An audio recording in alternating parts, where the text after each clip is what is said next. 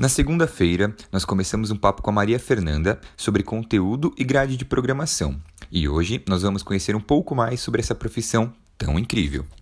Em que se baseia a construção para realizar a grade de programação? Então, a nossa grade de programação ela é composta 100% por filmes, né? Então, a nossa base da grade são os filmes. E a nossa construção ela é baseada em vários critérios. A gente não programa por gosto pessoal, isso é o primeiro mandamento da programação, né? A gente não programa por gosto pessoal, a gente programa baseado em vários critérios. O principal deles é sempre a audiência. Então, a gente tem uma medição de audiência feita semanalmente, a gente faz análises em cima das audiências dos canais, né, em cima dos filmes. Então a gente sabe quais os filmes performam melhor, quais não performam tanto.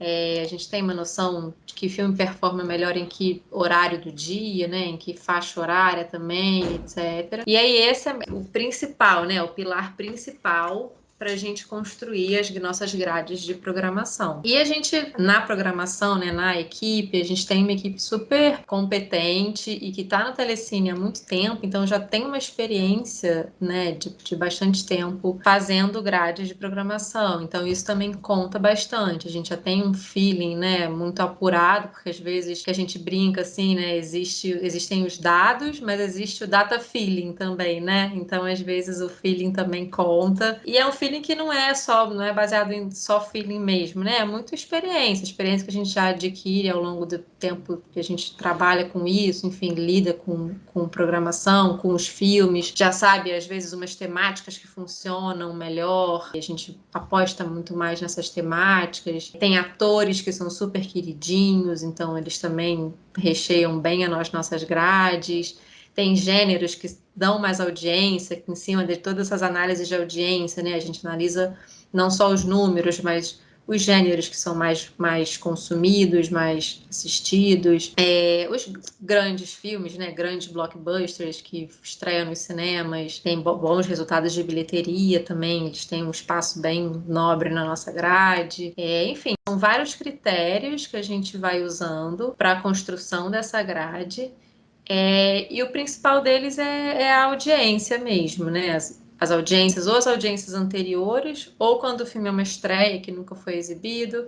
A gente tem esses outros critérios de bilheteria, né? Resultado no cinema no Brasil, no cinema nos Estados Unidos, atores super queridinhos, o gênero também conta bastante, a temática do filme conta bastante, né? Então a gente vai analisando todos esses critérios e monta a grade.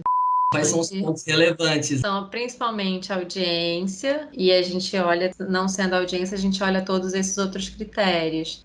A gente tem alguns outros, né? A gente tem um olhar também em cima da concorrência, para a gente ver o que a concorrência está fazendo, né? E o que a gente pode atuar em cima do que a concorrência está fazendo, ou coisas que a concorrência faz e que estão dando certo, que a gente pode absorver também, pode passar a fazer nas nossas grades. Isso é super comum, né, nesse mercado de programação. Não é feio, entre aspas, né? Você copiar o amiguinho, assim, tudo bem, o amiguinho tá fazendo, tá dando certo, você pode fazer, e você tá fazendo, tá dando certo, o amiguinho te copia também, então tá tudo certo, né?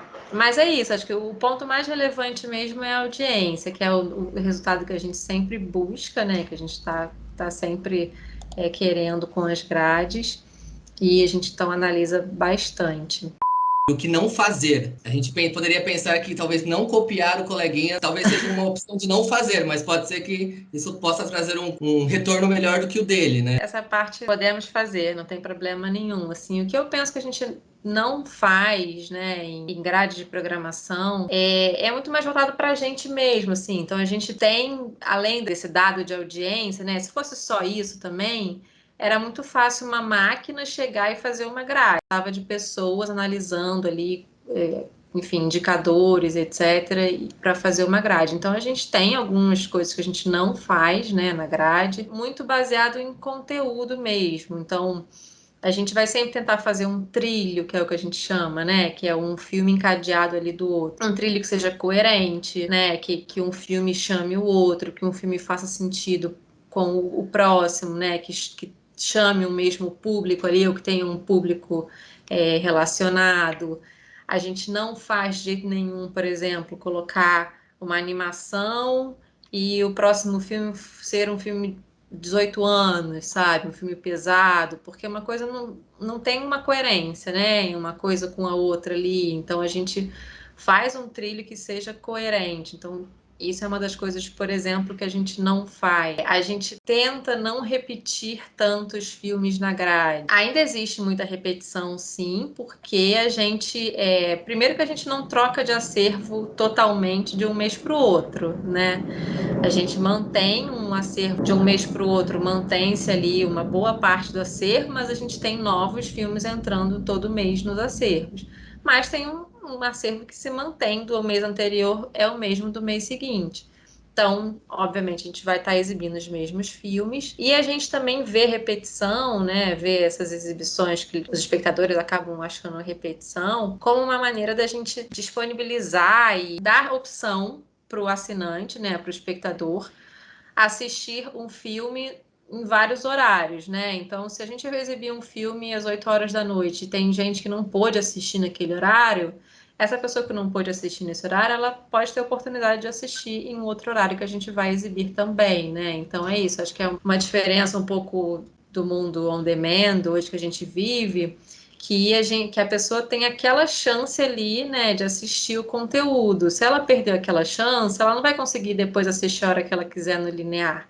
Então, a gente tem que dar essa outra chance, né, essa outra oportunidade para a pessoa assistir. Então, essa outra exibição é isso, é essa oportunidade para a pessoa assistir em outro horário. Mas a gente não tenta não fazer uma grade tão repetitiva, né? Então a gente tem cuidados na grade para não colocar o mesmo filme muito próximo, de 2 canais diferentes, eles ficarem muito próximos. A gente tem uma preocupação também de oferecer conteúdos diferentes para os assinantes, né? Em todos os canais, a gente trabalha muito as grades em rede, a gente não trabalha os canais isolados, então, assim, a gente sabe que somos 6 canais de filmes, e a gente quer que pelo menos um canal esteja oferecendo um filme ali que é o que um assinante queira assistir. Então, a gente tem esse cuidado de, no mesmo horário, os canais estarem oferecendo conteúdos diferentes, né, para atingir o máximo de pessoas possível. A gente não coloca, por exemplo, duas animações no mesmo horário,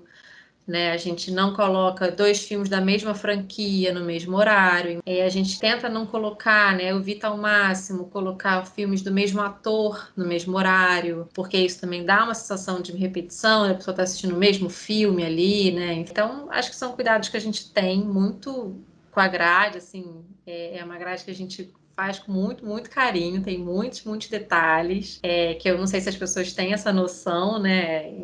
Enfim, quem não trabalha diretamente com isso, quem nunca ouviu muito sobre isso, não tem essa noção. Mas a gente tem todo esse cuidado para entregar uma programação, né, a melhor grade possível, a melhor grade em rede, né, possível para os assinantes.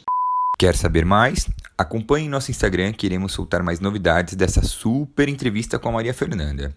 E anota aí, na próxima segunda-feira você pode acompanhar este conteúdo na íntegra em nosso canal no Spotify.